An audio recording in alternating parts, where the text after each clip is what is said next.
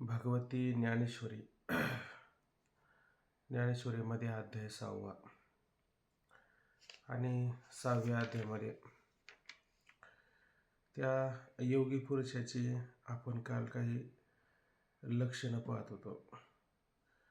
तर ती लक्षणं पाहत असताना त्या ठिकाणी अर्जुनाला भगवंताने सोप्या पद्धतीनं तुला अशा प्रकारे परमात्म्याला प्राप्त करून घेता येईल म्हणून त्याची काही काल उदाहरणं दिली होती. मग ती उदाहरणं देत असताना त्यामध्ये पाहिलं आपण की जेणे ऐकायची दिठी सर्व मातेची कीर्ती देखिला जैसा पटी तंतू एकू. जेणे म्हणजे ज्या असणाऱ्या पुरुषाने ऐक्याच्या दिठी ऐक्याच्या असणाऱ्या एकविध भावाने एकनिष्ठ भावाने हीच कोणी त्याची काय दृष्टी आहे, नजर आहे. आणि त्याने काय केलं तर सर्वत्र मातेची सर्वच मलाच कीर्ती देखिला जैसा पटी तंतू एक. हे अर्जुना त्याने पाहिलं. कसं? जैसा पटी तंतू एक. जसा कपड्यामध्ये तंतू सर्वत्र एकच असतो तसं सर्व चराचरामध्ये सर्व भूतमात्रामध्ये केवळ मीच एक त्या ठिकाणी भरलेला आहे असं त्याने पटात असणाऱ्या तंतूप्रमाणे पाहिलेलं आहे. का स्वरूपे तरी बहुता हाती. आता त्या ठिकाणी स्वरूप असणारी परमात्म्याची पुष्कळ जरी असली तर त्यामध्ये मात्र परमात्मा एकच आहे. उदाहरण देऊन सांगतात. कसं? परी तैसे सोने बहुवे न व्हावे. म्हणजे सोन्याची स्वरूप नाम त्याचे अलंकार पुष्कळ जरी झाले तर सोने मात्र बदलत नाही. सोने कसं असतं? एकच त्या ठिकाणी असतं. अगदी ऐशी ऐक्या आचळाची स्थिती केली जेणे. अशा प्रकारचे ऐक्य एकविध एकनिष्ठ अशा असणाऱ्या भावाचा आचळ म्हणजे पर्वत त्या ठिकाणी कसा असतो? स्थिर असतो. पर्वत कधी हालचाल न करणारा असतो. तशी त्याची जी अवस्था आहे ती एकविध भावाची आहे, एकनिष्ठ भावाची आहे. जीव ब्रह्म ऐक्याची आहे, सर्वभूत परमात्मा स्वरूप आहे अशा ऐक्याची आहे.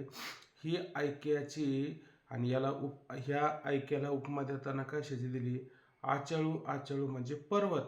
म्हणजे अशा ऐक्यरूपी पर्वताची स्थिती अवस्था आणि अशा प्रकारे केली ज्याने त्या ठिकाणी केलेली असते. नातरी वृक्षाची पाने जेतुली तेतुली रोपे नाही लावली. आता जसं वृक्षाला अनेक पानं त्या ठिकाणी असतात, जेवढी पानं वृक्षाला असतात तेवढी रोपे तर लावली जात नाही. तेतुली रोपे नाही लावली, तेवढी कधी रोपे लावलेली नसतात. एकाच रोपाला एवढी सारी पानं येत असतात. अशा प्रकारचा काय झालेला आहे? त्याला बोध झालेला आहे. कोणता बोध झालेला आहे? ऐशी अद्वैत आहे की नाही? अद्वैत म्हणजे कोणत्याही प्रकारचा कोणत्या प्रकारचं द्वैत, भिन्नत्व, अनिकत्व हे सारं त्याचं निघून गेलेलं आहे. अशा प्रकारचं काय अद्वैत. आणि हा अद्वैत रूपी बोध दिवसे झाली. अशा प्रकारचा अद्वैत रूपी दिवस पाहली म्हणजे उजाडला थोडक्यात. कुठं? रात्री ज्याला रात्रीमध्ये उजाडला. आता ह्या रात्री शब्दाचा अर्थ काय केला की अज्ञानरूपी रात्र. आणि त्या अज्ञानरूपी रात्रीमध्ये अशा प्रकारचा अद्वैत बोधरूपी दिवस त्याला त्या ठिकाणी उजाडला. म्हणजेच ही रात्र कधीची? अनादी काळची रात्र लक्षात घ्यायची. ही रात्र म्हणजे व्यावहारिक लौकिक रात्र न घेता अनादी काल ओव्या पाहिल्या की नाही? काल ओव्या पाहत असताना काय ओव्या पाहिल्या होत्या आपण की वागा अज्ञानाच्या निधा जो घोरत होता बदबदा तो स्वस्वरूपी प्रबोधा चैला की. म्हणजे आगा अज्ञानाच्या निदा ही निद्रा कधीपासून होती? अज्ञानाची निदा अनादी काळाची निद्रा त्याला त्या ठिकाणी होते. किंवा आणखीन एक उभी आपण पाहिली की आगा स्वप्नीच्या धंदा जो असेच ना, आगा स्वप्नीच्या धंदा का काय बघा,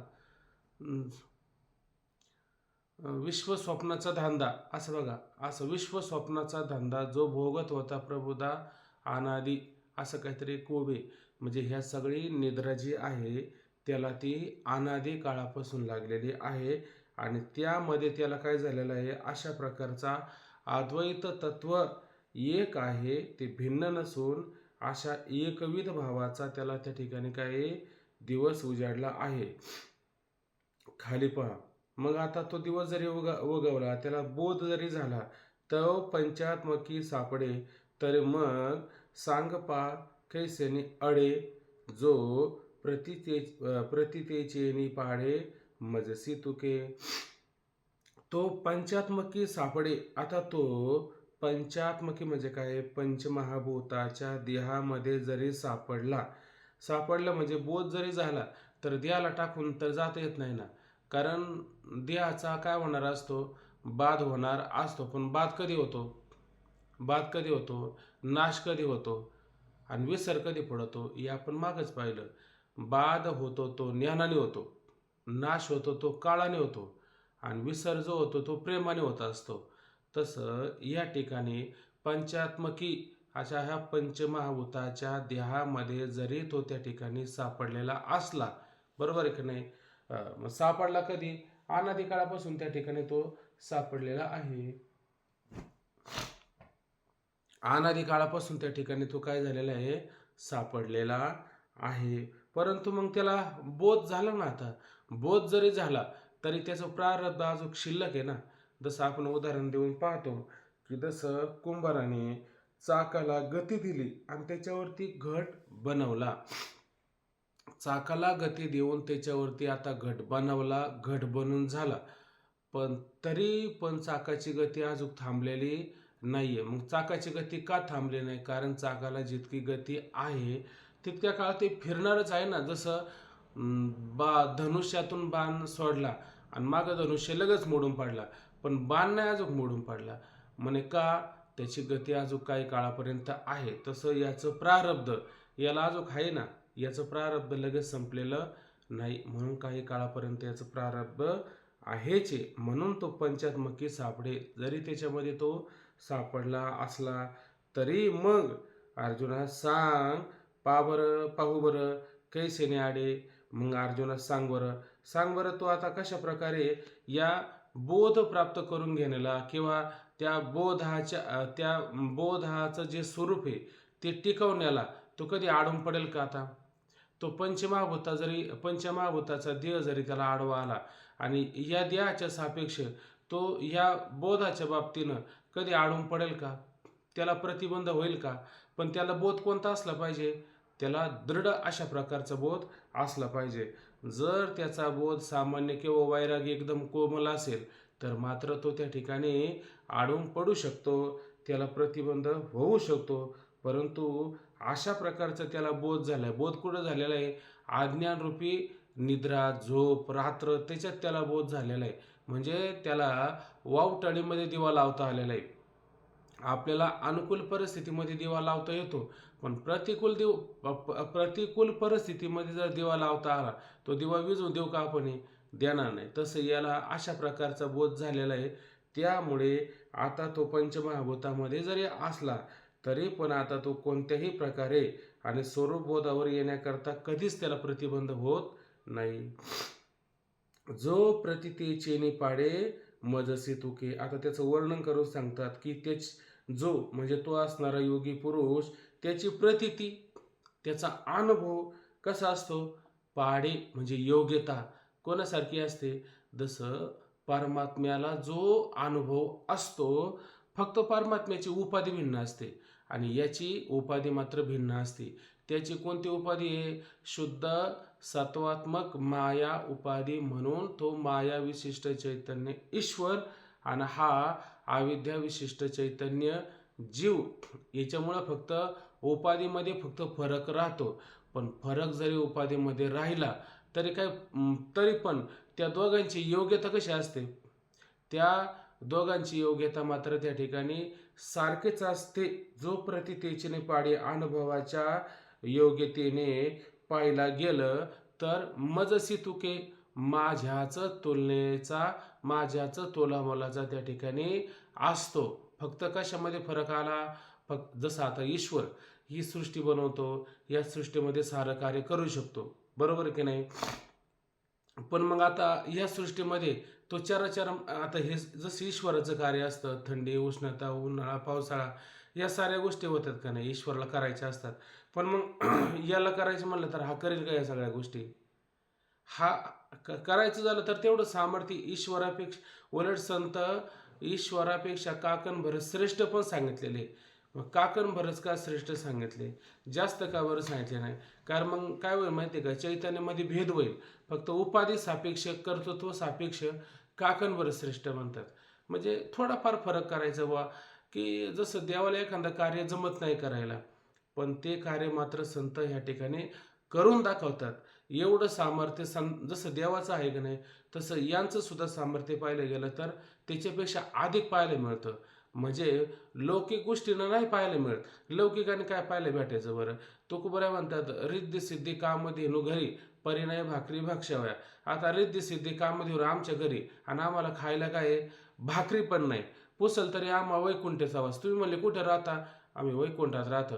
परिणय राहावा असं ठाव कुठे? सांगा बरं, आमचं राहण्याचं ठिकाण आहे का नीटनेटकं? कधी भंडारा, कधी भामचंद्र, कधी बोरड्या, कधी घरी, कधी घर बघायला गेलं तर आम्ही सदैव सुडके, जवळी येता चोर धाके. काय दाखवण्यासारखं आहे आमच्याकडं? काही नाही. पण पुसाल तरी आम्हा वैकुंठेचा वास. आमचं राहणं कुठं? वैकुंठ. वैकुंठ म्हणजे कुठं? ज्या ठिकाणी परमात्मा असतो. परमात्मा चाराचारामध्ये असतो, तसं आम्ही कुठे? चाराचारामध्येच आहे का? आम्ही वेगळं हो नाही. काय अभंग तुकोबरांचा 5 चरणाचा अभंग आपण नेहमीच म्हणतो तो, की काहीच नव्हे मी कोणी गावीचा, एकट ठाईचा ठाई एक. काही मी नव्हे कोणी या गावाचा, मी काय कोणत्या गावाचा आहोत का? एकट ठाईचा ठाई एक. एकाच ठिकाणाचे म्हणजे माझं ठिकाण, माझं स्थळ हे कुठं बदली होतं का? कधीच बदल होत नाही. काहीचं मी नव्हे कोणी गावीचा, एकट ठाईचा ठाई एक. नाही जातं कोठे येतं फिरून या, अवघीचं वाया विन बोल. नाही जातो कुठं? मी आतापर्यंत कुठं फिरायला गेलो का? आणि कुठून फिरून आलो का? मी का स्वर्गाला गेलो, का नरकाला गेलो, का या लोकाला गेलो, का त्या लोकाला गेलो, आणि आम्ही आम्हाला वैकुंठाला जावं लागतं, यावं लागतं. म्हणजे म्हणण्याचं तात्पर्य इथं आता तुकोबरांचं बोलणं काय भिन्नात्मक आहे का एकात्मक आहे? भिन्नात्मक नसून ते एकात्मक आहे. वैकुंठीचा वास आणि जात नाही कुठं म्हणण्यापेक्षा आमचं जे वैकुंठ आहे ते वैकुंठ स्थिर आहे, न जाणं येणारं आहे, व्यापक अशा स्वरूपाचं आहे. असं वैकुंठ आहे का? नाही जातं कोठे येतो फिरून या, अवघीचं वाया विन बोल. नाही मज कोणी आपुले दुसरे, कोणाचा मी काही नव्हे खरे. नाही मज कोणी, मला कोणी आपलं कोणी परक, असं आहे का? अहो, असायला आपल्यापेक्षा काहीतरी वेगळं असलं पाहिजे ना. उलट मीच मज व्यालो, पोटा आपले आलो. कोण व्यालं? मीच व्यालो. आणि कोणाला? मज व्यालो, आहे का नाही? बोलू नये ते आले बोला, आमचा बाप गारवार झाला, आहे का नाही? नाथ महाराज म्हणतात. म्हणजे मीच मज व्यालो, मग मलाच मी त्या ठिकाणी व्यापलं गेलो, मीच त्या प्रसवाला विश्वतोची सर्व होय जाणता. अशा पद्धतीनं काय नाही मज कुणी आपले दुसरे, आपलं नाही कुणी, मला परक नाही. नाही जावे आम्हा मरावे लागत, अखंडित आहोत जैसे तैसे. आम्हाला जाणं येणं किंवा मरणं असं काय आहे का? अहो, असं असायला काहीतरी नामरूप असायला पाहिजे ना. तो का म्हणे नामरूप नाही आम्हा वेगळा ह्या कर्मा अकर्माशी. आम्हाला कोणतं कर्म नाही, कोणतं अकर्म नाही, काही त्या ठिकाणी आम्हाला नसतं. म्हणून जसं हे परमात्म्याला नसतं, तसं याचं म्हणणं काय, याला पण नसतं. मग आता दोघांची तुलना काय झाली? सारखीच झाली ना, सारखीच झाली. अशा पद्धतीचा अनुभव असल्या कारणाने जो प्रतितेचीने पाडे अशा अनुभवाच्या योग्यतेने मजसी तुके माझ्याच तुलनेला आलेला असतो. माझे व्यापकपण आगवे माझे व्यापकपण आगवे, गवसले तयाचेने अनुभवे.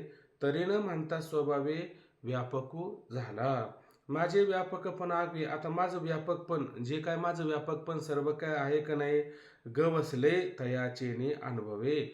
आता मी किती व्यापक आहे त्या ठिकाणी, तर माझं व्यापकपण सांगायला आता तसं ते अभंग सांगायला आता वेळ नाही, म्हणजे तर याच्यातच जास्त जाऊ शकतो. जसं म्हणतो की नाही, व्यापकपण परमात्म्याचं उमरातील किटका, हेची ब्रह्मांड ऐशे लेखा, ऐशे उमरे झाडे किती, कितीतरी मोठा अभंग आहे. किंवा अनंत रोमी एके धेंडे ऐसे, म्हणजे एका रोमावरती अनंत ब्रह्मांडे, या अनंत ब्रह्मांडे रोमी एके ऐशे धेंडे, म्हणजे एका रोमावर अनंत ब्रह्मांड इतकं त्या परमात्म्याचं काय आहे व्यापकपण. दाविले अनंते अर्जुनासी पोटी, आणि की त्या सृष्टी कृष्ण लोका, ऐक नाही, वेदश्रुती त्याही खुंटलिया, कोण त्याचा पार पावला धुंडता, वेदश्रुती त्याही खुंटलिया. असंच का काय चुकीचं होतं काय माहिती, बरं असो. मग अशा प्रकारचा काय त्याला अनुभव आलेला आहे. आणि त्या माझे व्यापकपण आगवे, माझं सर्व व्यापकपण जे आहे का नाही, गवसले तयाचेने अनुभवे. आणि त्याला ते सापडलं, पण कसं, अनुभवाने सापडलं. कोणत्या शब्दाच्या कशाच्या ज्ञानाच्या माध्यमातून तर नाहीच, पण ज्ञान आणि अनुभव या दोन्ही गोष्टीला धरून अशा पद्धतीनं काय त्याला सापडले, गवसले, मिळाले आहे. तरी मग आता न म्हणता स्वभाव व्यापक झाला. आता सांगा, त्याला म्हणावं लागेल का हा व्यापक आहे, का तो स्वाभाविकपणे व्यापकच आहे? स्वाभाविकपणे तो व्यापकच होता, मग अज्ञानाच्या काळामध्ये नव्हता, फक्त ज्ञानाच्या काळामध्ये व्यापक झाला असं म्हणता येईल का बरं? तो अज्ञान काळामध्ये व्यापक नव्हता आणि ज्ञान झाल्याच्या नंतर व्यापक झाला असं म्हणता येईल का? आता कोण सांगाल बरं उत्तर?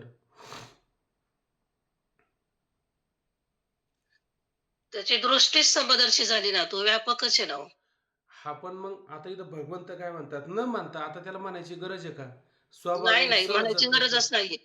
तो व्यापक. नवव्या त्यामध्ये ओवी आहे ना, हा, म्हणायची गरजच नाहीये. 517वी ओवी आहे नवव्या अध्यायामध्ये. तू मन मीच करे, माझे भजनी प्रेम धरे, सर्वत्र नमस्कारे एकांते ते. माझं एका ते आता तो तिथं त्याला उपदेश केलाय, इथं अनुभवाला आलाय ना. आता इथं अनुभवाला आलाय ना.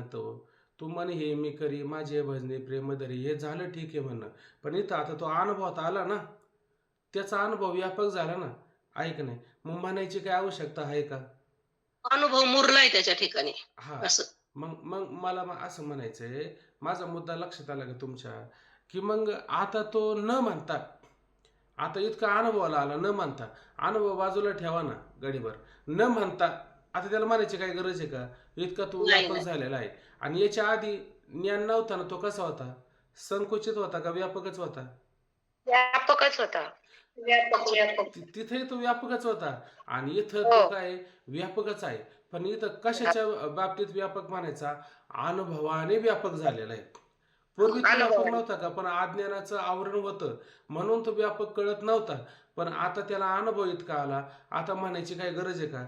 आता अज्ञानी लोकांना म्हणावं लागत, अरे देवाची भरे, देवाची भरे, तुका म्हणे खरे तुम्ही, तुका म्हणे हा तो स्वय परब्रह्म, हे म्हणावं लागत होतं. आता इथं म्हणा बरं, आता इतका अनुभव आला की नाही, मग न म्हणता आता म्हणण्याची आवश्यकता नाही. म्हणून न म्हणता स्वाभाविकपणे सहजच अनायासे काय व्यापकू झाला. जसं मी त्या ठिकाणी व्यापक आहे तसा हा. त्याची द्वैताची रात्र संपून गेलेली आहे आणि सगळीकडे त्याला अद्वैत दिसतंय असं. हा, अद्वैत अवस्थेला प्राप्त झालेला आहे. अद्वैत अवस्थेला प्राप्त झालेलं आहे. त्याला गवसले, त्याला गवसले, आता त्या अनुभवाला आलं, सापडलं ते. हो, ते स्थान त्याला सापडलं त्या ठिकाणी. बरोबर. ज्या गावात शोध घ्यायला निघाला त्याच गावात त्याला ते सापडलं, स्वतःच सापडलं. हा, आता शरीरे तरी आहे, परी शरीराचा तो नोहे, ऐसे बोलवरी होय, ते करू ये काही. आता शरीर तरी आहे, आता तो शरीरामध्ये आहे का नाही? आता तो शरीरामध्ये आहे, परी शरीराचा तो नोहे, पण शरीराचा तो आहे का? आता शरीराचा तो नाही. कधी होता शरीराचा? जोपर्यंत अज्ञान अवस्था होते तोपर्यंत काय आहे, मी आणि माझं असा भाव होता का नव्हता? असा भाव होता. पण आता त्याला शरीराविषयी काही भाव आहे का? शरीराशी काही संबंध आहे का? तो कोणत्या सत्तेत गेला? रात्री त्या थोडं महाराजांशी चर्चा झाली. तो कोणत्या सत्तेत गेला? तर तो आपली मूळ सत्ता, कोणती आपली मूळ सत्ता आहे? प्रातिभाषिक आपली सत्ता का व्यावहारिक आपली सत्ता का पारमार्थिक आपली सत्ता? स्वाभाविकपणे आपण कोणत्या सत्तेमध्ये आता राहतो? पारमार्थिक सत्तेमध्ये आपण राहतो. आणि शरीर जे आहे ते कोणत्या सत्तेतलं आहे? शरीर आ व्यावहारिक व्यावहारिक सत्ता. व्यावहारिक सत्ता कोणाची आहे? व्यावहारिक सत्ता मायेची असणारी सत्ता. माया कशी आहे? सत्ता सत्तावून विलक्षण कल्पना स्वरूपाची असणारी काय आहे? ही माया आहे. आणि मग आता तो या माया कार्य असणाऱ्या शरीरामध्ये राहतो. जरी माया कार्य असणाऱ्या शरीरामध्ये राहतो, पण तो शरीराचा होऊन राहतो का आता? तो शरीराचा होऊन राहत नाही ना. शरीराचा कुठपर्यंत होता? तो का म्हणे त्यांनी मनुष्यपणा केली हानी, गेले देवा विसरुणी म्हणता मी माझे. आता मी नाही, माझं नाही, मग हे शरीराचा संबंध आहे का? शरीराचा संबंध नाही. पण राहताना कुठं राहतो? शरीरात. आता तुम्ही कुठंतरी दुसरीकडे सर्व्हिसला जर गेले तर ते काय करता? खोली घेता आणि त्या खोलीमध्ये काय करता? भाड्याने राहता. तुम्ही म्हणता का आता आमची खोली आहे बुवा, आम्ही भाड्याने राहतो. तसं आता हा शरीरात नाही का? शरीरात राहतो. पण शरीराला आपलं म्हणतो का? शरीराला आपलं म्हणत नाही. आता शरीर तरी आहे. आता इथून पुढे तो शरीरामध्ये जरी असला तरी शरीराचा तो नव्हे आणि शरीराचा मात्र त्या ठिकाणी राहत नाही. तुकोबारांचा एक अभंग आहे का ते म्हणतात देह आणि देह संबंधे निंदावे, इतर वंदावे श्वान शुक्रे. बघा, पारमार्थाची जी उच्च अवस्था आहे ती ती उच्च अवस्था जर तुम्हाला भोगायची असेल तर काय करावं लागेल? देह आणि देह संबंधे निंदावे. आपला तर देह संपलंच, आपल्या देहाचा विचारच नाही करायचा. मग तैसे शरीराचे संबंध तो का म्हणे सर्व आप्त. मग ह्या शरीराचे संबंध आणि बाकीचे आप्त कोण? आई वडील बाप भाऊ, आहे का नाही, चुलते पुतणे भाऊके अमुक तमुक, म्हणे या देहाची जर विटंबना होत असेल मग ह्या बाकीच्या देहांचं काय करायचं आपल्याला? देह हा पण आणि देहाच्या संबंधी निंदावे आणि मग कोणाला वंदन करायचं? म्हणजे इतर वंदावे श्वान शुक्रे. पारमार्थ प्राप्तीची उच्च आणि उत्कट असणारी अवस्था म्हणजे इतर काय? श्वान शुक्र, ऐक नाही, गाढवं डुकरं शेळ्या मेंढ्या गाया बैल यांना वंदन करा म्हणले. तुका म्हणे सर्प विंचू नारायण, आहे का नाही, सर्प विंचू सगळ्यामध्ये नारायण पावा. देहामध्ये लोकांना याच्यामध्ये तर देव दिसतोच आहे आपल्याला, पण इतर बाकींच्या मध्ये सुद्धा काय आहे? देव त्या ठिकाणी दिसावा. आपल्या स्वरूपाची त्या ठिकाणी काय व्हावी? ओळख त्या ठिकाणी झाली पाहिजे. म्हणून म्हणतात की देह आणि देह संबंधी निंदावे, इतर वंदावे श्वान शुक्रे. या नावे झाला मी माझी याचा झाडा आणि मोह नाव खोडा गर्भ. असं सरळ उत्तर एक नाही. या नावे झाला मी माझी याचा झाडा. संपला विषय. झाडून पार मोकळं चकाचक. मोह नाव खोडा गर्भवास. आता मोह आणि हाच काय आहे? गर्भवासाला कारण आहे. आता तो राहील का त्याला? नाही राहणार ना त्या ठिकाणी. उलट पुढं म्हणतात ग्रह आणि वित्त स्वदेशा विटावे. अजून सांगतात ग्रह, घर दार, स्वदेश स्वतःचा देश, आहे का नाही, याला सुद्धा विटावा माणसाने. म्हणजे काय? देश काळ वस्तू विवर्जित अशी अवस्था त्या ठिकाणी आपल्याला प्राप्त व्हावी. आणि ही अवस्था याला प्राप्त आहे का नाही? ही अवस्था याला ह्या ठिकाणी प्राप्त आहे. म्हणून आता शरीरी तरी आहे परी शरीराचा तो नोहे. ऐसे बोलवरी होय ते करूये काय. आता ऐसे बोलवरी होय, आता हे बोलण्यात होईल का? बोलण्यात होईल का?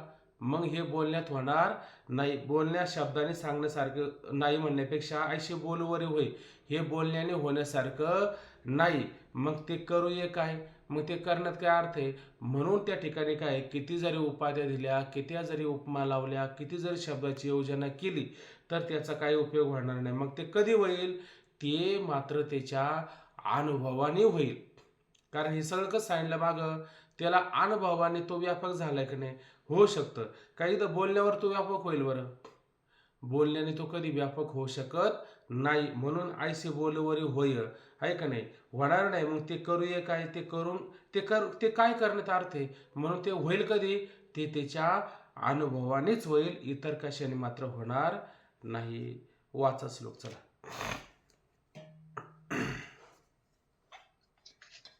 आत्मोपम्येन सर्वत्र समं पश्यति अर्जुन सुखं वा यदि वा दुःखं स योगी परमो मतः. पहा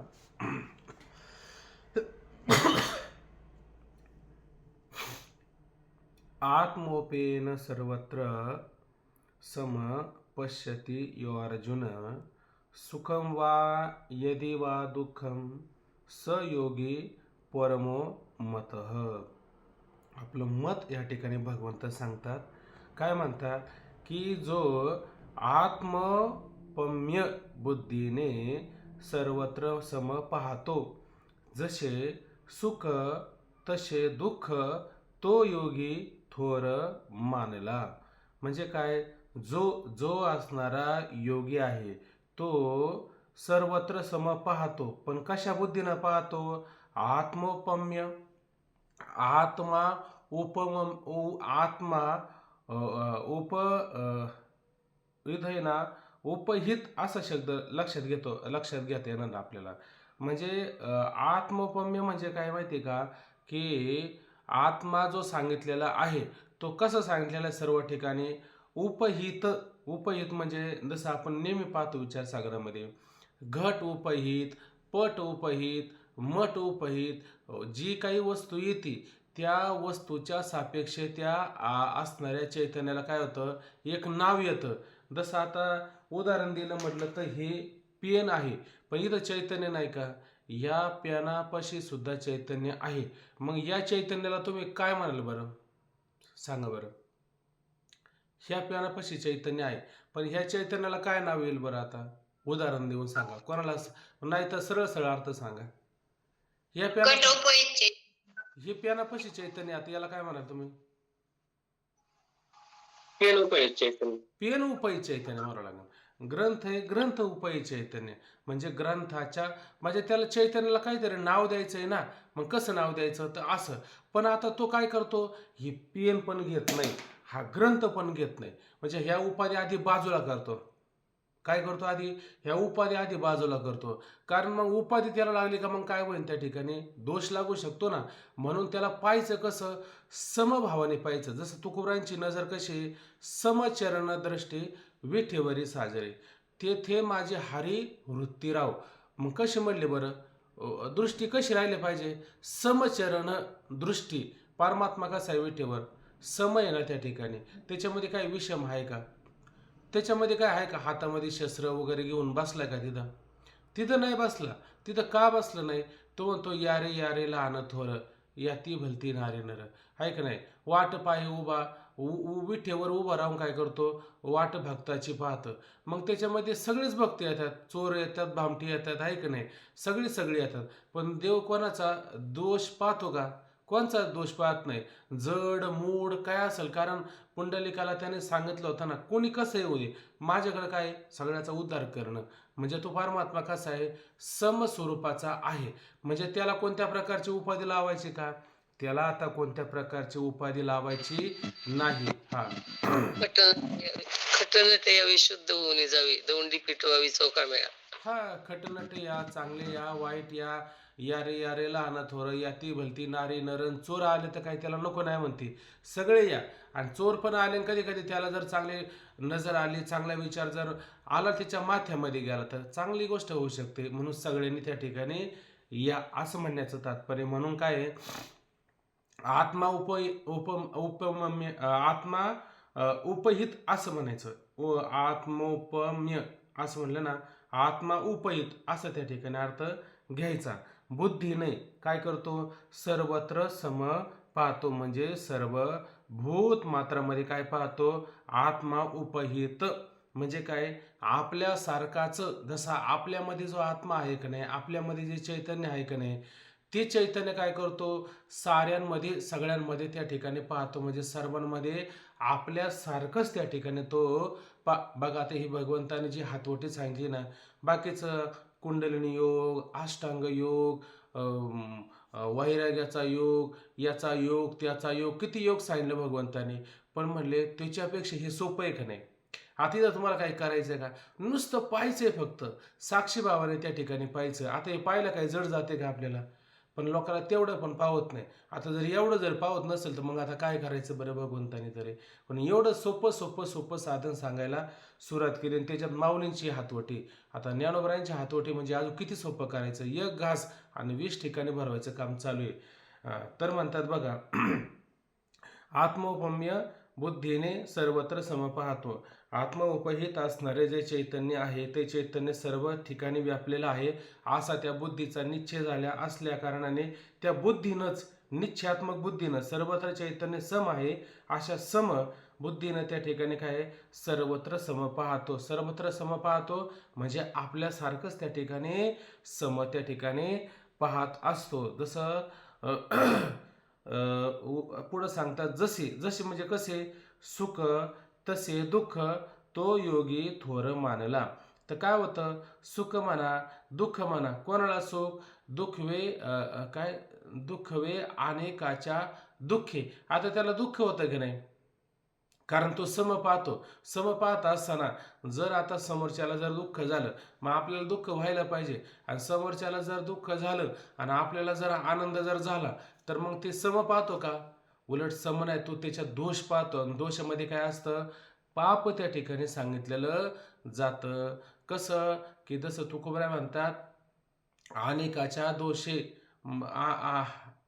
काय अभंग आहे, नाही म्हणजे त्याला अनेकाच्या घाते ज्याचे निववावे चित्ते तोची ओळखावा पापी निरवाशी नरकवाशी. म्हणजे अनेकांना जर दुःख झालं, संकट झाली, आपत्ती झाली तर याला फार आनंद होतो. असा जर आनंद होत असेल तर पापी कोण आहे म्हणजे तोची ओळखावा पापी निरवाशी शीघ्र कोपी. निर म्हणजे नरकाला, शीघ्र शीघ्र म्हणजे काय, त्वरित, आणि कोपी कोपी म्हणजे कुत्र्यासारखा कुत्रा असतो की नाही, तो कोणी जरी आला तर भुंकतो की नाही, तसं याचा स्वभाव काय, कान पसरुनी ऐके वदे दृष्टवाणी. त्याचं पान ऐकणं सुद्धा कसं आहे, कान म्हणजे भीतीला कान लावून ऐकायचं, ऐकत राहतो. वदे दुष्टवाणी आणि वाईट वाणीने त्या ठिकाणी बोलत त्या ठिकाणी राहत असतो.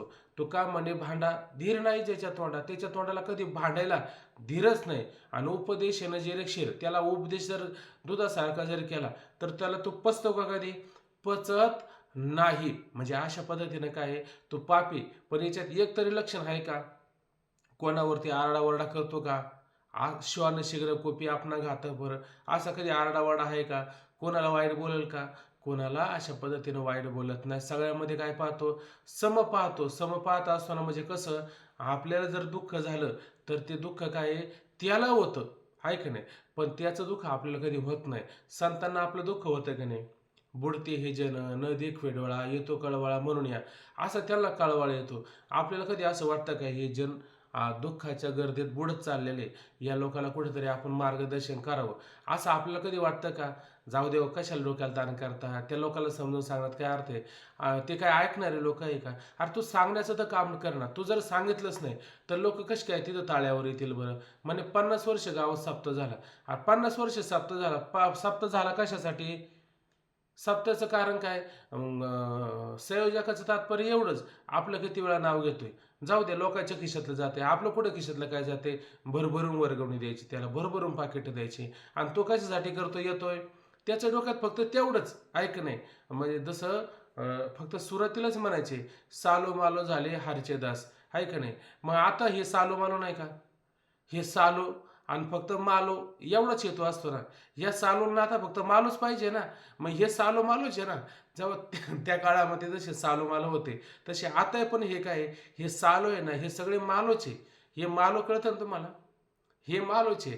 म्हणून त्या सालो मालो नाव ठेवण्यापेक्षा आता हे सालो मालो आहेच आहे. मग जसं त्या सालो मालोपासून देऊच्या लोकांना काही फायदा झाला नाही, आणि आताच्या सालो मालोपासून काय फायदा होईल, म्हणजे सगळ्याला नाही नाव ठेवायचं, पण असे सालो मालो गावोगावी पाहायला पण मिळतात आहोत, तो विषय वेगळा आहे. पण त्यांना समत्व दृष्टी आहे का? समत्व. त्याला काय करायचं आहे, अरे त्या आयाबाया दिवसभर खुरपून वगैरे 2-2 रुपये जमा करून मोठ्याले वर्गवणे देतात. 2 गोष्टी त्याला हिताच्या सांगितल्या पाहिजे, असं सांगण्याचा भाव आहे का? भावच नाही का? त्याला इतरांच्या दुःखाने तो दुःखित होतच नाही ना, आहे का नाही? त्याला पहिली गोष्ट हे सगळं चराचर आपलं, जसं नाथ महाराज म्हणतात की नाही, जे जे दृष्टी दिसे ते ते हरिरूप, पूजा ध्यान जप त्याशी नाही. आता त्याला पूजा ध्यान जप आहे का काही? कारण जे जे दृष्टी दिसे त्याला जे जे तुका म्हणे जे जे दिसे ते तुका म्हणे जे जे वाटे तुका म्हणे जे जे भेटे ते ते वाटे मी ऐसे, ते सगळं मीच आहे असं तुकोबारानं वाटते की नाही. नाथ महाराज म्हणतात जे जे दिसे ते ते हरिरूप, जे जे पाहायला मिळेल ते सारं काय हरिरूपच आहे, हरीचंच रूप आहे. हरीला सोडून आहे का रूप कोणतं?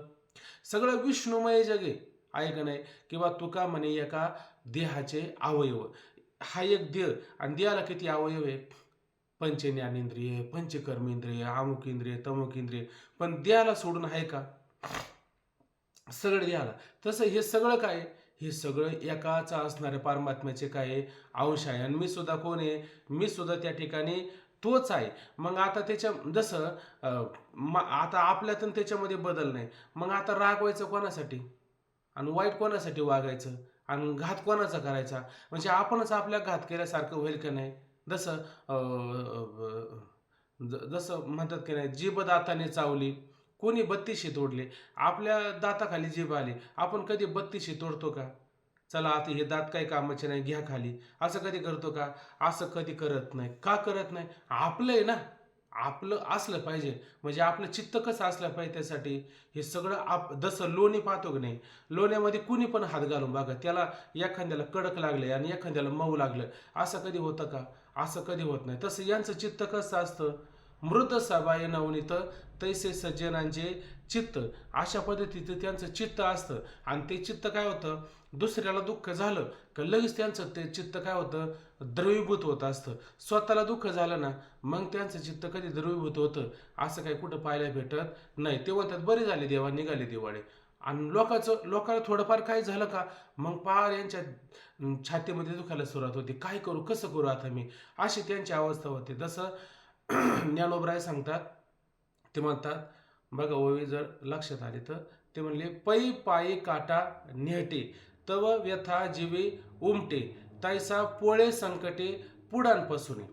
म्हणजे पायाला काटा भरला ऐक नाही, आणि ती पायामध्ये काटा भरल्याच्या नंतर ती व्यथा कुठं कुठं पायापुरती राहते का सगळ्या शरीरामध्ये वेदना व्हायला सुरुवात होते सगळीकडेच पार अगदी ऐक नाही. म्हणजे पै पाय काटा नेटे तर व्यथा जीवी उमटे ऐक नाही, तैसा पोळे संकटे पुढांपासून.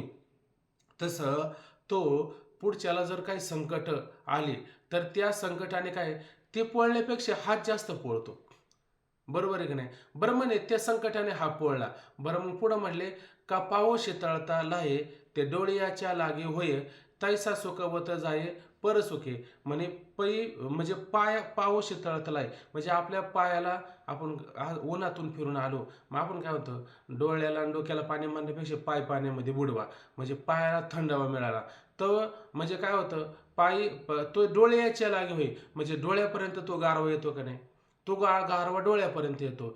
तसं तैसा सुखावत जाई परसुखे, तसा त्या ठिकाणी इतका सुखावत जातो. पण कधी सुखवतो, कधी त्याला समाधान होतं? परसुखे म्हणजे दुसऱ्याला सुख झालं की त्या परक्याच्या सुखाने हा सुखला जातो. म्हणजेच म्हणण्याचं तात्पर्य काय, आता हा परकापणा तरी राहिला का? याच्या ठिकाणी परकेपणा सुद्धा राहिला नाही. त्या साऱ्यांच्या ठिकाणी आपलापणा त्या ठिकाणी काय झालेला आहे, पूर्णता निर्माण झालेला आहे. असे कितीतरी उदाहरणं देता येतं. म्हणून त्या सगळ्याला पाहत असताना कसा पाहतो, त्या ठिकाणी सर्वांच्या ठिकाणी समभावानेच त्या ठिकाणी पाहत असतो. म्हणजे अनुकूल असो प्रतिकूल असो, त्या अनुकूल परिस्थितीमध्ये सुद्धा तो तसंच असतो. म्हणजे दुसऱ्याला झालेली अनुकूल परिस्थिती सुखदायक आणि दुसऱ्याला झालेली प्रतिकूल परिस्थिती दुःखदायक. त्या दुःखदायक आणि सुखदायक आणि जशी परिस्थिती असेल तसा परिणाम काय याच्या ठिकाणी होतं. उदाहरण घ्यायचं झालं तर आपलीच लेकरं बाळ आणि त्याला दुःख झालं, आपल्याला दुःख नाही होत का? त्या मुलांना सुख झालं, आपल्याला सुख नाही होत का? सुख दुःख जसं मुलांना होतं ते सुख दुःखाचा परिणाम आईवडिलांना होतो. तसं याचं हे संपूर्ण जगत हे काय लेकरासारखं आहे. आणि ह्या साऱ्या जगताचं कल्याण करावा असा भाव त्याच्या अंतःकरणामध्ये असतो. इतका काय समत्व भावाला त्या ठिकाणी प्राप्त झालेला असतो. जसे दुःख जसे सुख तसे दुःख, लोकांना सुख होतील दुःख होतील आहे का नाही, तसाच त्याला त्या ठिकाणी सर्व होतो. तो योगी थोर मानेला. आणि अशा पद्धतीनं ज्याला हे सगळं होतं, ज्याला होतं तोच काय योगी, आणि तो कसा मांडलेला आहे, थोर मांडलेला आहे, महान मांडलेला आहे, श्रेष्ठ अशा प्रकारचा तो त्या ठिकाणी मांडलेला आहे. पुढे ओव्या पाहता. थोडाच वेळ राहिला आपल्याकडं, जास्त चिंतन झालं. असो शब्द चाला म्हणून असो, आता म्हणून असोच म्हणले काही असो म्हणजे आता बस किती बोलणार आहे आता याच्यामध्ये. म्हणून असो ते विशेष आपणासारखे जो चराचर देखे अखंडित, म्हणून असो. आता हे किती सांगायचं म्हणे असो, बस आता पुष्कळ झालं. पण ते आहे का नाही, त्याच्याविषयी ते विशेष आपण पिया सारखे. आता इथं काय म्हणलं, इथं 2 नंबर अंक दिला, त्याचे विशेष वर्णन करणे राहू दे. आता त्याचं विशेष अशा प्रकारचं काय वर्णन करण्याचं राहू दे, पण विशेष वर्णन करायचं राहू दे असं म्हणतात. पर काय म्हणतात, स्वल्पविरामाच्या पुढं पहा परत, ते विशेष पुढं घ्या. म्हणजे विशेष आपणासारखे जो चराचर देखे अखंडित. आता हे विशेष परत काय पाहायला मिळतं म्हणले, हे विशेष राहू द्या, परत विशेष सांगतात. आपणासारखे, आपल्यासारखे म्हणजे काय, आपण सर्व चराचरामध्ये काय, इथं बघा खाली दिले, जो संपूर्ण चराचरा आपणा सारखेच निरंतर पाहतो. म्हणजे काय की आपणासारखे, आता आपण कसं आहे सगळ्या चराचरामध्ये व्यापक झालो की नाही. आपण जसं चराचरामध्ये व्यापक होतो, पण नुसतं आपण चराचरामध्ये व्यापक होतो, पण चराचरामध्ये आपण आपल्याला कधी पाहतो का. आपण चराचरामध्ये व्यापक होतो, पण आपण चराचरामध्ये विशेष कधी होईल की या चराचरामध्ये जे काही भूतमात्र आहे, त्या भूतमात्रामध्ये आपण त्यांना पाहून आणि त्यांच्यासारखं होणं, हे त्याच्यामध्ये काय विशेष आहे. आणि आपण पण होतो की नाही, पण कधी होतो आपण कधी होतो, जेव्हा आपल्याला गरज असते तेव्हा आपण होतो ना, तसं आहे का नाही. काय करायचं, कुठं जायचं, कोण घेऊन गेला काय कुठं, आहे का नाही, इथंच करायचं आणि इथंच टाकायचं, एवढं फक्त असं म्हणतो फक्त आपलं काम झालं, जाऊ द्यावं, काय करायचं आपल्याला त्याच्याशी. म्हणजे त्याच्यात अखंडितपणा आहे का.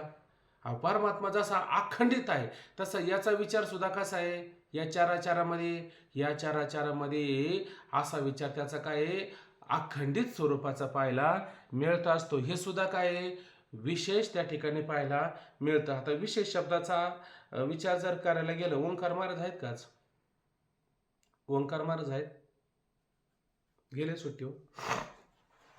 असो चला, कोणाला आठवत असेल तर पहा.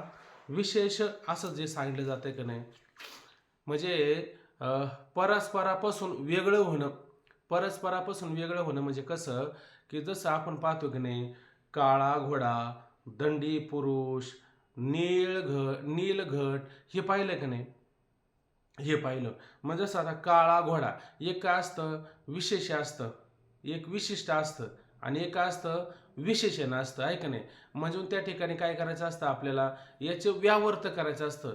व्यावृत्य आणि व्यावर्तक असं पाहिलं की नाही आपण. मला वाटतं 4थ्या तरंगामध्ये हा विचार आलेला आहे. आता तुमच्या ते ध्यानात येणार नाही, आणि ही संगती लावायला जाईन तर मला त्याच्यामध्ये परत वेळ होऊ शकतो. म्हणून मला असं वाटतं त्याच्यामध्ये काय करायचं असतं, जसं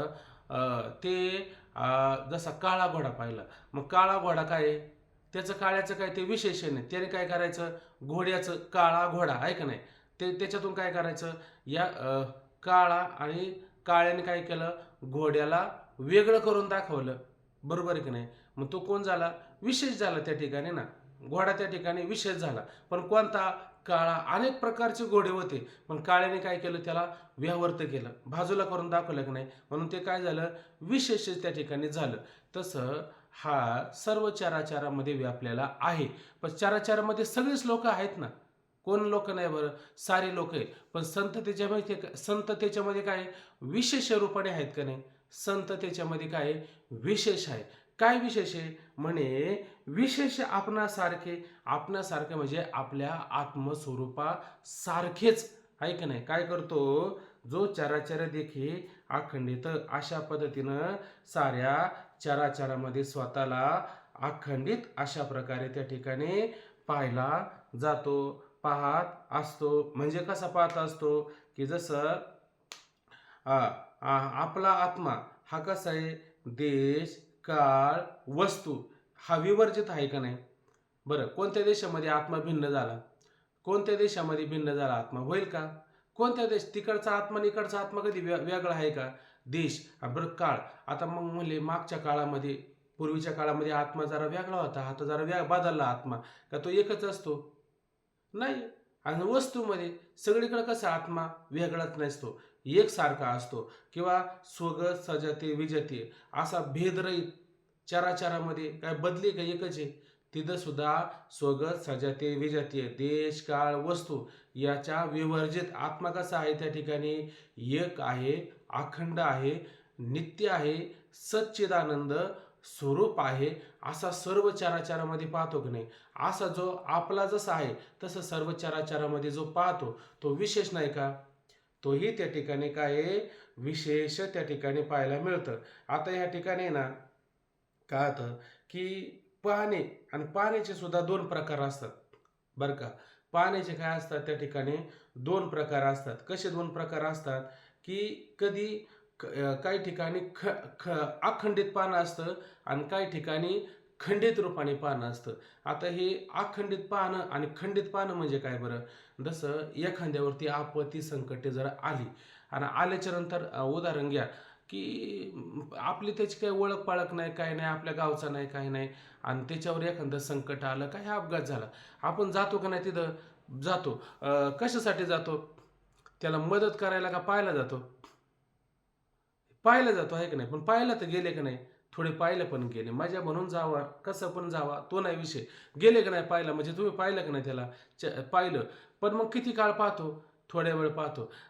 कारण लगेच फोन येतो आपल्याला, म्हणे या घरी. किती वेळ तिथं बसले म्हणले बागायची भूमिका घेऊन, हात नाही लावायचा, काय नाही लावायचं म्हणले. या इकडं म्हणले. म्हणले काय आलं? म्हणले आपल्याच मुलाला असं असं झालं, ते जरा वरून खाली पडला, झाडावर चढला होता, त्याचं पण पेकाटं मोडले. आणि मग तो पळत येतो का नाही? पळत येतो. आणि मग डॉक्टर मग कितीतरी दिवस तिथंच थांबतो, मग सगळी काळजी घेतो आहे का नाही? मग ही काळजी घेतो, पण हे कसं पानं झालं आता? हे अखंडित पानं झालं. आणि त्या दुसऱ्याला पाहायला गेला, तिथं फक्त बघायची भूमिका घेतलं, तिथं पानं कसं होतं? त्याचं खंडित पानं होतं. म्हणजे काही ठिकाणी पानं खंडित असतं, काही ठिकाणी पानं अखंडित असतं. तसं हे चराचरामध्ये यांचं जे पानं असतं ते कसं असतं? अखंडित असतं. परमात्मा कसा आहे? अखंड आहे. तसं यांचं पानं सुद्धा कसं असतं? अखंडित स्वरूपाचं ह्या सर्व चराचरामध्ये आपल्यासारखं पाहतो. हे पाहणं विशेष नाही का? हे पाहणं विशेष आहे. आता माऊली म्हणतात, आता किती विशेष सांगू? हे असो विशेष आहे. आता हे कुठपर्यंत त्याचं विशेष वर्णन करून सांगू? आणि विशेष वर्णन करून सांगू म्हणण्यापेक्षा आता परत तेच सांगू लागले. म्हणजे माऊलींना सुद्धा त्याचं वर्णन करताना मोह आवरतो का? आता त्या माऊलींना जर मोह आवरत नाही, आपल्यासारख्याची माऊली पुढं काय तमा आहे बरं? मग आपल्याला तरी मोह आवरेल का? मग आपल्याला पण मोह आवरत नाही. पण आता आपण पुढची ओवी पाहू. पुढं पहा. सुख दुःखादी वर्मे का शुभाशुभ कर्मे दोन्ही आयशी मनोधर्मे नेनेची जो. पुढे पहा काय म्हणतात त्या ठिकाणी.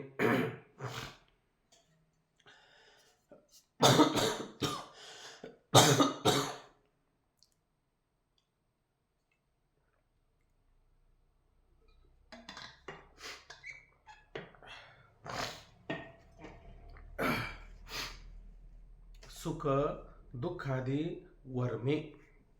त्या ठिकाणी जी ह्या ठिकाणी वर्म सांगितलेली का नाही, म्हणजे काय सांगितली? सुख दुःख आहे का नाही? आता हे जे सुख दुःख असतात, हे सुख दुःख कशी येतात बरं आपल्याला? सुख दुःख पाहिले का नाही? सुख दुःख येण्याकरता काय?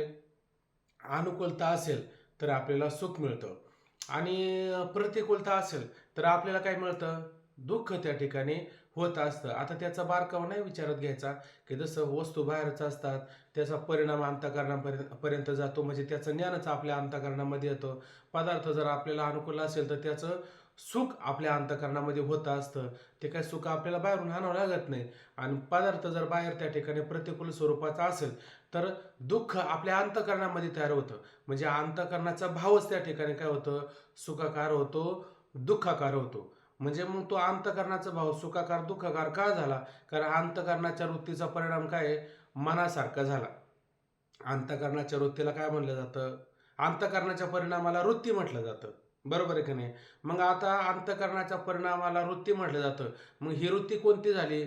सुख दुःखाकार झालेली आहे. इथं बुद्धीचा विचार आहे का? बुद्धीचा विचार नाही, बुद्धी निश्चय करणारी असते ना. म्हणून हा सगळा धर्म कशाचा झाला? सुखदुःखाचा. हा मनाचा धर्म झाला ना. हा सगळा कशाचा आहे? हा मनाचा असणारा त्या ठिकाणी काय आहे? धर्म त्या ठिकाणी पाहायला मिळतो. आणि मन जे आहे ते मन नीटनेटकं कधी राहिलं का व्यवस्थित? कधी मन स्थिर आहे का?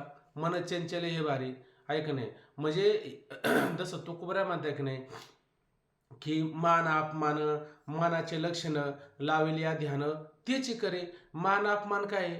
हा सगळा मनाचा धर्म आहे. मनाचं सगळं लक्ष मनाचं लक्षण आहे, मनाचं वर्म त्या ठिकाणी आहे. मग सुखदुःख धर्म जे आहेत हे कोणाचे धर्म आहेत? आत्म्याचे आहेत का धर्म? आत्मा कधी म्हणे आता काही काळापूर्वी आत्मा सुखरूप होता, पण आता आत्मा दुःखरूप झाला. आत्मा सुखरूपही नसतो आणि आत्मा त्या ठिकाणी दुःखरूप सुद्धा नसतो. म्हणजे सुख दुःखकार आत्म्याचा विषय नसतो. तर सुख दुःखकार हा परिणाम कोणाचा विषय असतो? हा सगळा मनाचा परिणाम त्या ठिकाणी आहे. आता हा मनाच्या परिणामाला जाणतो का आत्म्याच्या परिणामाला जाणतो का आत्म्याच्या ठिकाणी परिणाम पण होत नाही? खरं पाहायला गेलं तर आत्म्याच्या ठिकाणी कशाला परिणाम होईल? आत्मा कसा आहे? आता वर पाहिलं की नाही तो अखंडित आहे. तसं आत्म्याच्या ठिकाणी कोणता परिणाम नाही. मग सुख दुःख कोणाचा परिणाम असतो? सुख दुःख हा अंतःकरणाचा मनाचा धर्म त्या ठिकाणी असतो, त्याचा परिणाम असतो. म्हणून त्याच्या ठिकाणी काय आहे? नेण्याची जो त्या ठिकाणी जाणतच नाही किंवा पुढं म्हणतात शुभाशुभ कर्मे. ऐक नाही, शुभाशुभ कर्मे म्हणजे शुभ कर्म झाला असेल, अशुभ कर्म झाला असेल, त्या परमात्मा स्वरूपाच्या ठिकाणी शुभ आणि अशुभ कर्म आहे का? शुभही नाही. उलट ब्रह्म न लिंपे त्या मिळे कर्मा कर्मा वेगळे, तोच एक तया जाणे पावे अनुभवले खुने. बरोबर की नाही? म्हणजे परमात्म्याच्या ठिकाणी चांगलंही नाही वाईटही नाही, शुभही नाही ना अशुभही नाही. फक्त आपण म्हणायचं त्याने आतापर्यंत मांस खाता हवस करी जोडीने वैरी ठेवेला. मांस खाल्ले हवस केले आहे की नाही? आपण सहज म्हणतो अहो काय त्या लोकाला करावं, रोज एक कोंबडी फस्त करण्याचं काम चालू आहे की नाही? मग रोज एक कोंबडी फस्त जरी केली तर मग पुढच्या जन्मात त्याला कोंबडी रोज एकदा फस्त करेल. म्हणजे काय चालेल? तैशी शुभाशुभ कर्मे निपजती प्रकृती धर्मे. म्हणजे ती शुभ अशुभ कर्म आहे ते कोणापासून उत्पन्न होतात? प्रकृतीपासून उत्पन्न होतात. म्हणजे आता हे शरीर म्हणजे प्रकृती का नाही? मग आता कोंबडी खाली कोणी? या शरीराने खाल्ली. म्हणजे कोणी कोणाला खाल्लं? कर्मानेच कर्माला खाल्लं.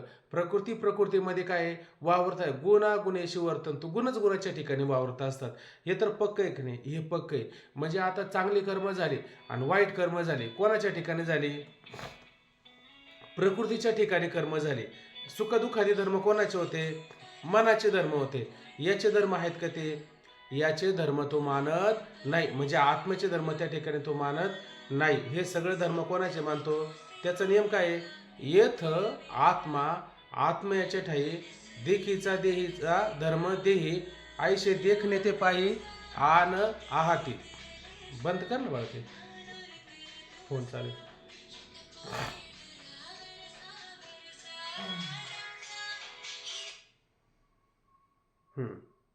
येथ आत्मा आत्म्याच्या ठाई देखीचा देहीचा धर्म देही ऐशे देखणे ते पाही आनाते.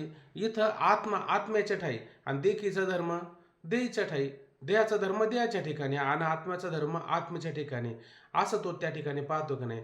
मग आता सुख दुःख हा कोणाचा धर्म? सुख दुःख आत्म्याचा धर्म आहे का? आत्म्याचा धर्म नाही. बरोबर की नाही?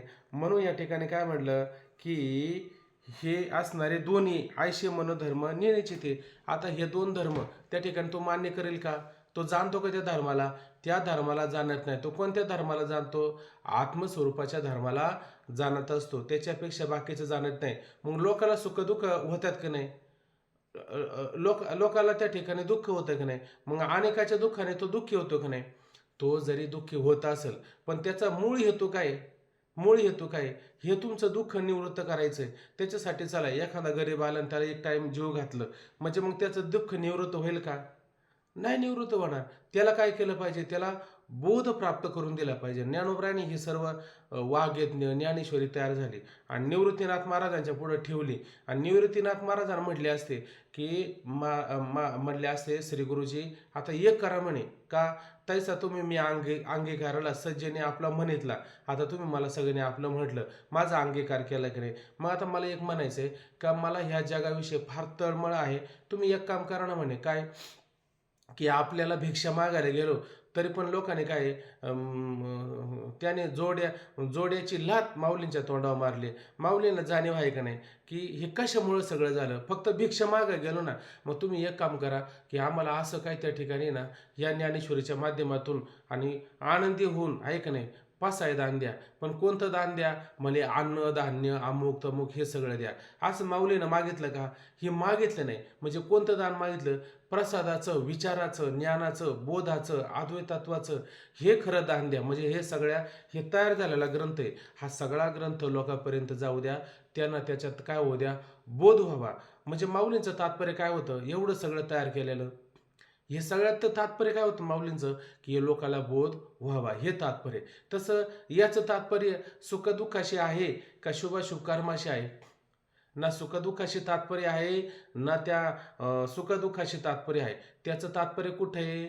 आत्मस्वरूपाशी तात्पर्य आहे. मग तो त्याला जाणेल का? त्याला जाणत नाही. मग लोकांचं सुखदुःख पाहतो की नाही? लोकांचं सुखदुःख पाहतो, पण ते काय आहे? घालवायचं आहे त्याला. ते त्याला ठेवायचं का त्या ठिकाणी? त्याला अशा पद्धतीनं ते ठेवायचं नाही. त्याचं सगळं धर्म कोणाचे आहे ते? जसं आपण मागं पाहिलं की नाही सुख-दुःख धर्म, चांगले वाईट कर्म. उदाहरण द्यायचं झालं तर आपण हे विचारसागरामध्ये पाहिलं. खालच्या आळीतला बाळू आणि वरच्या आळीतला बाळू पाहिला का नाही? बरं, मग तो एक दुष्ट व्यक्ती मुंबईला गेला, शहरात गेला आहे का नाही? आणि खालची वार्ता वर सांगितली आणि वरची वार्ता खाली सांगितली. म्हणजे खालच्या आळीतला बाळू श्रीमंत झाला. तिथं काय सांगले त्याने? म्हणले तो मरण पावला आहे का नाही. वरच्या आळीतला बाळू मेला होता, तो म्हणले मोठा पैशावाला झाला आहे का नाही. पण त्या लोकांना असं वाटलं आता बाळू वारला. मग ते रडारड सुरू झाली. पण कोणीतरी येऊन सांगितलं, म्हणले काय? अहो म्हणले बाळू वारला नाही, आपला बाळू श्रीमंत झाला आणि त्या आळीतला बाळू मरण पावलेलं आहे असं त्याला सांगायचं होतं. पण त्यांनी चुकीचं सांगितलं. मग त्या लोकाला सुरुवातीला दुःख झालं आणि नंतर सुख झालं का नाही? सुख पण झालं. पण खरं पहा म्हणजे जीवसृष्टीतला आहे का नाही मनोमय सृष्टी आणि ईशसृष्टी अशी पाहिली. पण मनोमय सृष्टीतला बाळू काय झाला होता? मेला होता आहे की नाही, म्हणून दुःख झालं. पण जीवसृष्टीतला बाळू जिवंतच होता का नव्हता? होता. पण खरं पाहायला गेलं तर अशा पद्धतीनं तो बाळू मेला पण नव्हता किंवा त्या ठिकाणी काही झालं पण नव्हतं. तरी पण ह्या जीवसृष्टीमुळे बाळूचं दुःख झालं का नाही? बाळूचं अशा पद्धतीनं काय झालं? दुःख झालं. आणि हे दुःख कशाने होतात बरं? दुःखाकार परिणाम आपल्या अंतःकरणामध्ये होत असतो. बाळू तिकडे जिवंत असो नाही तर बाळू तिकडे काय हो, पण तो बाळू कुठे? त्यांच्या जवळ आहे का आता? बाळू दुसरीकडे. पण इथं दुःख होतं की नाही? म्हणजे ईशसृष्टी दुःख देते का?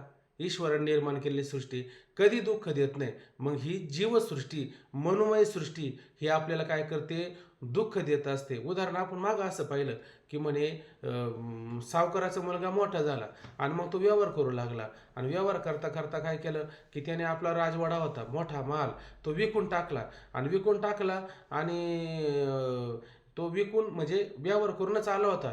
तोपर्यंत घरी त्यावर राजवाड्याला आग लागली आणि सगळे लोक पाहू लागले. पण त्याचे वडील होते. ते वडील काय म्हणू लागले, आता हे सगळं जळतंय. तो पार त्या मला लहानपणापासून किती कष्ट करून हे सगळं वैभव तयार केलं ना, आता हे जळतंय. आता काय करू, कसं करू? आता मी माझा जीव देऊ का काय करू? ऐक नाही, काय दिया घालू करवती करमरी टाकूया भित्री आग्ने माझी, काय काय सेव तहान शीत उष्ण असं काहीतरी तो कोऱ्या म्हणतात. असं मी काय काय करू बाबा, हे सगळं जळतंय. तेवढ्यात मुलगा आला आणि म्हणले, बाबा अहो जळतंय तर जळू द्या ना. म्हणले काय जळू द्या? माझे कष्ट सगळे पेटतात. ते म्हणलं पेटले तर पेटू द्या. म्हणले का? आपण तो इकून टाकलाय. काय म्हणतो? विकला? अरे मग मग जळू दे, मग काय हरकत नाही. आणि तेवढ्यात मग आता ते जीव आतमध्ये आतमध्ये त्याचा परिणाम कसा झाला होता? दुःखाकार झाला होता. पण तो मुद्दा ऐकला आणि ऐकल्याच्या नंतर काय झालं? परत सुख झालं. परत थोड्या वेळाने त्याचा फोन आला ज्याला विकलं. तो म्हणला होता बरं झालं सही नाही झाली त्याच्यावरती, नाही तर मला ते जळायलाच घ्यावं लागलं असते राग. मग म्हटले आता घ्यायचं कॅन्सल केलं. म्हणले ते जळायला मी काय घेऊ जळकं? मग ते बाबा म्हणले तुम्ही आता परत रडायला सुरुवात करा. म्हणले का? त्याने कॅन्सल केलेले. म्हणजे परिणाम कुठं झाला? वाडा जळू नाही तर नाही जळू, काही परिणाम आहे का त्या वाड्याचा? वाढीव काय परिणाम आहे का? पण त्याचा परिणाम कुठं होतो? आत होतो. मग हा सगळं धर्म कशाचे बरं दोन्ही? हे मनोधर्म आहे ना. मग ह्या मनोधर्माला तो जाणतो का का आत्म्याच्या धर्माला तो जाणतो? तो खरं तर पाहायला गेलं तर आत्म्याच्याच धर्माला त्या ठिकाणी जाणत असतो. पुढे पहा. आता हे भरपूर आता वर्णन करण्यासारखं आहे, पण बघा आता जितकं काळ घेता येईल तितकं काळ घेऊ. एक 5-10 मिनटं घेऊ वाटलं तर. सरळ सरळ मुद्दा पहा वाटलं तर.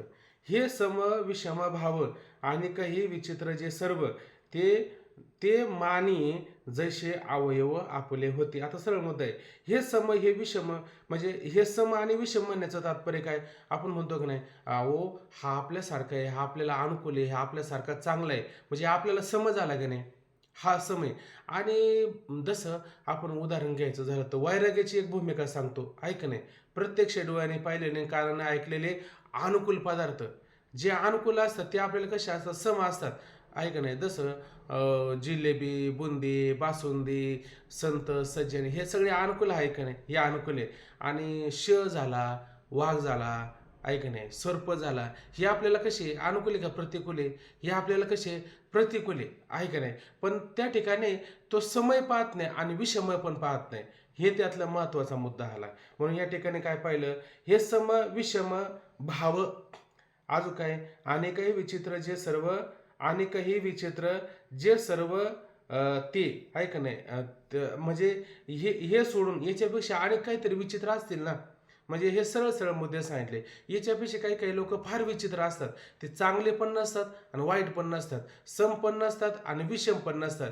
ते कसे असतात त्या ठिकाणी, अशा पद्धतीनं ते विषम स्वरूपाचे असतात त्या ठिकाणी. पण त्या सगळ्याच्या ठिकाणी कसं मानतो, त्याला समान मानतो. कसं समान मानतो, की जसे अवयव आपले होते, जसं आपले अवयव असतात की नाही, मग आपल्या अवयवाला आपण काय करतो, आपला समजा हात आणि आपल्याला लागला, आपण हात तोडतो का? आपला हात आपल्याला लागल्याच्या नंतर आपण त्या ठिकाणी कधी तोडत का? तोडत नाही त्या ठिकाणी. जे आता उदाहरण दिलं की नाही, जीभ दाताने चावली, कोणी बत्तीशी तोडली, कोणत्या अवयवाचा आपण दोष करतो त्या ठिकाणी? त्या ठिकाणी कधी आपण अवयवाचा दोष करत नाही. तसं या ठिकाणी सम आणि विषम भाव त्याच्या ठिकाणी किंवा त्याच्यापेक्षा आणखीन काही विचित्र भाव असतील त्याच्याविषयी ते मानतो, तो मानतो का? तो मानायचं झालं तर कसं मानतो, जसे आपले अवयव आहे का नाही, त्या अवयवाप्रमाणे तो त्या ठिकाणी काय करतो, मानत असतो. तो हे पण म्हणत नाही माझ्या जातीची मजक भेट कोणी, आवडीचे धनी फेडावया. हे म्हणायचं काही कारण राहिलं का? हे म्हणायचं पण कारण नाही. जेव्हा होणी मजतेची आवडती, आवडायची चित्ती पांडुरंग, जेव्हा होणी मजतेची आवडती, असं आता म्हणणं म्हणजे हे विषम झालं की नाही. जेव्हा कोणी माझं तेच मला फार आवडतात, माझे जातीचे मज भेटू कोणी म्हणजे तेच आवडतात. म्हणजे याच्यामध्ये काय आलं, विषम भाव आला. मग इथं विषम भाव आहे का? इथं विषम पण नाही आणि सम पण नाही. आणि याच्याहून विचित्र असेल तो सुद्धा भाव नाही. उलट आम्ही ना म्हणो अवगुणा, पापी पवित्र शहाणा, अवघे रूपे तुझे देवा, भावे वंदू करू शिवा. अवघी सर्व तुझी रूपे, मग मी काय करेल, अशा पद्धतीने काय भाव त्या ठिकाणी तयार करेल. जे ते देखे तुझीच पावले, अशा पद्धतीने काय नमस्कारी भूते विसरुणी याती, तेने आत्मस्थिती जाणतेली. द्वैत भाव नाही जया चित्ती, तेने आत्मस्थिती जाणतली. विसरून याते काहीतरी द्वैत अजून काहीतरी 2-4 प्रमाण आलेले. म्हणजे अशा पद्धतीने काय आहे, आत्मस्थितीला त्याने काय आहे, जाणलेलं आहे. म्हणून सर्व आपलंच आहे, जसे अवयव आपले होते. अशा पद्धतीनं काय आहे, न सम पाहतो न विषम पाहतो, त्याच्यापेक्षा विचित्र असं काही पाहत नाही. जसे आपले अवयव आहे तसे सर्वांना त्या ठिकाणी पाहत असतो. हे एक एक काय सांगावे, जया त्रिलोक्याचे आगवे, मी ऐसे स्वभावे बोधा आले. हे एक एक काय सांगावे. आता हे एक एक एक एक हे कुठपर्यंत सांगावं बरं त्या ठिकाणी? बरं सांगण्याला काहीतरी मर्यादा असली पाहिजे ना. पण हे एक झालं का, हे एक झालं का, हे एक झालं का, म्हणजे हे कुठपर्यंत वर्णन करायचं? आता जसं उदाहरण द्यायचं झालं तर जसं आपण हे बाजारामध्ये गेलो की नाही, बाजारामध्ये गेल्याच्या नंतर तिथं बसतो आपण, हे केवढ्याला दिलं, हे केवढ्याला दिलं, ते म्हणले कोय बिलो 4 आणा. अहो कोणतं पण घ्या 4 आणा, तुम्हाला काय बरं, तरी पण म्हणतो हे एक एवढ्याला, हे एक एवढ्याला. असं विचारायची काही गरज आहे का? आहे का नाही? काय वावगे घस हे हे जशी घसघस चालू आहे का नाही, तसं माऊली म्हणतात हे एक एक एक एक कवर सांगत बसू, हे कवर घसघस सांगत राहायची, आहे का नाही. कारण तो कुठे या सगळ्या विश्वाला व्यापलेला आहे का नाही. आणि विश्वाला व्यापलेलं आहे. आणि त्याच्यात तो हाच आहे, आणि त्याच्यात तो तसा आहे, आणि त्याचा भाव असा आहे, आणि त्याच्या ठिकाणी सुखदुःख नाही, शुभाशुभ कर्म नाही, तो काय मानतच नाही. हे कवर कुठपर्यंत सांगू म्हणे का, हे एक एक काय सांगावे, हे एक एक कुठपर्यंत सांगून किती सांगू त्या ठिकाणी. जया त्रिलोक्याची आगवे, हे सगळं काय आहे त्रिलोक्यच. आणि त्याला काय झालेलं आहे त्या ठिकाणी, मी आयशे स्वभावे बोध आले. हे सारं त्रिलोक्य जे आहे का नाही, ते सर्व त्रिलोक्य काय आहे, मी स्वतः आयशे स्वभावी बोध आले. हे स्वाभाविकपर्यंत त्याला काय आहे, बोध आले म्हणजे बोधाने अनुभवाला आले आहे का नाही. बोध पण झाला, पण त्या बोधरूपी अनुभवाने त्याला लक्षात आले, किंवा आयशे स्वभावी सहजचपणे स्वाभाविकपणे अनायासे बोधाने, इथं बोधाने काय दिलं बघा बरं, 4 नंबर, अनुभवाला आले. म्हणजे बोधाने त्याला अशा प्रकारे अनुभवाला आलेलं आहे. मग आपण नेहमी पाहतो, हे विश्वाचे माझे घर, आयशी मती जायची सिर, किंबहुना चराचर आपण झाला. म्हणजे अशा पद्धतीनं काय, आपणच त्या ठिकाणी सर्व चराचरामध्ये होत असतो. पुढे पहा, तयाई देही तयाई देह एक किर अति लौकिकी सुख दुःखी तयाते म्हणती परी आम्हाते आयशी प्रतीती परब्रह्मची हा. काय म्हणतात, तयाई देह एकू किर अति, त्याला सुद्धा एक देह त्या ठिकाणी आहे का नाही, खरोखर किर म्हणजे खरोखर, त्याला सुद्धा एक देह खरोखर त्या ठिकाणी एक देह आहे का नाही, त्यालाही त्या ठिकाणी खरोखर एक देह त्या ठिकाणी आहेच. हा, पण असला तरी लौकिकी सुखदुःखी तयाती म्हणते, आणि लौकिकात लोक त्याला म्हणतात की नाही, की त्यालाही त्या ठिकाणी सुखदुःख प्राप्त होत असतात. जसं तुकोबराय वर्णन करून सांगतात की नाही, ज्ञानोबराय वर्णन करून सांगतात की नाही, संसार दुःखमुळं चौकडी इंगळ, विश्रांती नाही कोठे, रात्रंदिवस, म्हणजे हे सांगतात की नाही. म्हणजे त्याला जसं आता आपले डॉक्टर बाबा नेहमी सांगतात की नाही, म्हणजे ज्ञानी जरी झाला तरी मिरच्यांच्या बाजारामध्ये त्याला ठसका येतो की नाही, मिरचीच्या बाजारामध्ये त्याला ठसका येतो. का बरं? अहो, त्याला पण एक देह आहे, त्याला एक घरदार, बायका, पोरं, त्याचा पण एक संसार आहेत का नाही. मग त्या संसारामध्ये त्याला पण दुःख आहेत का नाही.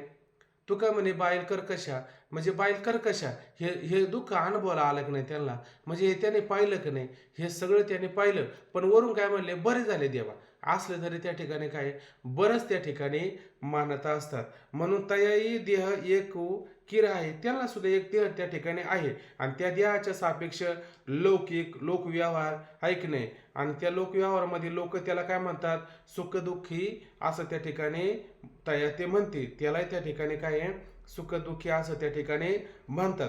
पण म्हटलं तरी काय, जो आंतरिक दृढ परमात्मा रूपी गुढ, बाह्य भागे जरी रूढ लौकिक जायचा, बाह्य अंगाने तो कसा आहे, लोकांप्रमाणे त्या ठिकाणी वागताना आपला दिसत असतो. नेहमीच्याच बाबी आपण म्हणतो, दैसा संसर्गा माझे असे सकाळासारखा दिसे, जैसे तोय संग आभासे भानुबिंब सगळ्यामध्ये राहतो की नाही, आणि सगळ्यासारखं वागतो की नाही.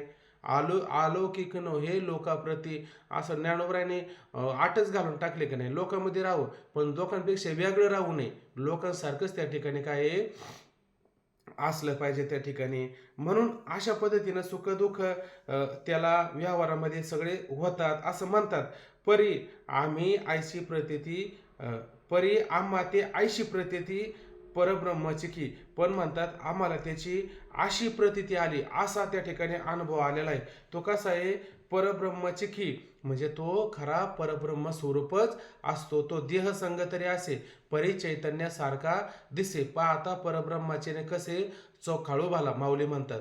परब्रह्माच्या कसोटीला लावला, इतका त्या ठिकाणी चोखाळू, म्हणजे इतका त्या ठिकाणी काय आहे, शुद्ध असतो. पण देह संगेचा असतो का, देहाला टाकून असतो, देहाला मात्र टाकून नसतो. किंवा म्हणतात ना, रामेश्वर भट्ट दुजा, तो का विष्णू नाही दुजा, अशा पद्धतीनं रामेश्वर भट्टांना अनुभव आला की नाही, ज्ञानोबरायांना अनुभव आला की नाही, सगळ्यांना अशा पद्धतीनं अनुभव आला. मग हे काय म्हणतात, अहो त्यांना संसारामध्ये लौकिक व्यवहारामध्ये लोक म्हणतात त्यांना सुख झालं, दुःख झालं, अमुक झालं, तमुक झालं, असं लोकांचं म्हणणं असतं. पण जसं म्हणतात ना, पारदीच्या खुणा जाणे तेनेची साधाव्या, पारदीच्या खुणा कोणाला कळतील, दुसऱ्या पारद्याला करतात. जसं भक्ताचा महिमा भक्ताची जाणते, दुर्लभ या गती अनेकांशी, भक्ताचा महिमा कोणाला कळतो, तसं तो परब्रह्म स्वरूप हे कोणाला कळतं, अहो ज्यांना परब्रह्म स्वरूपाचा अनुभव आला त्याला कळलं ना, बरोबर की नाही? मग हे जे अर्थी माऊली सांगतात, हा माऊलींचा काय आहे, अनुभव आलेला आहे आणि ह्या अनुभवाने सांगतात की परी आम्हाती ऐशी प्रतीती, पण आम्हाला अशा पद्धतीचा अनुभव आलेला आहे की तो परब्रह्म स्वरूपच त्या ठिकाणी आहे. खाली पहा 2 ओव्या राहिल्या आता आपल्या. म्हणून आपण पा विश्व देखिजे आणि आपण विश्व होईजे, ऐशी साम्याची एक उपाशीजे पांडवा. म्हणून आपण पा विश्व देखिजे, म्हणून काय करावं, हे सगळं होण्याकरता सगळ्यात सोपं काय आहे, आपणच विश्व व्हावं, आहे का नाही? आपण पा विश्व व्हावे, आपल्या ठिकाणीच हा विश्वभाव आहे का नाही? विश्व देखिजे म्हणजे आपल्या ठिकाणी विश्वाचा काय करावा, अनुभव घ्यावा. देखिजे म्हणजे अनुभव स्वरूपाने त्याला त्या ठिकाणी पाहावं. आधी आपल्याला विश्वामध्ये पाहताना कसं पाहावं लागेल, विश्वरूप व्हायचं असेल तर आधी आपल्याला चराचरामध्ये, आता भरपूर बोलण्यासारखं असलं पण वेळ आपल्या हातात नाही म्हणून ती वाढत चालली. आता ती कथा सांगत असताना दादा नाही ना, शेवटची कथा येते ना, फार लांबणारी कथा असते. त्याला सारखे म्हणजे सगळ्या त्या ऐकणाऱ्यांना आहे ना सारखं समजून सांगावं लागतं, घाबरू नका, काळजी करू नका, उशीर होत चाललाय, आहे का नाही? म्हणजे हे तसंच आता हे आपलं पण होत असतं कधी कधी. मग थोडं जरा 2 मिनटं फक्त होईल सगळं. म्हणून आपण पण विश्व देखीजे, म्हणून आपण काय करावं, विश्व देखिजे. पण कसं देखिजे, अनुभवाने पाहावं. हे सर्व चराचरामध्ये काय आहे, मीच व्यापलेलो आहे अशा अनुभवाने पाहावं.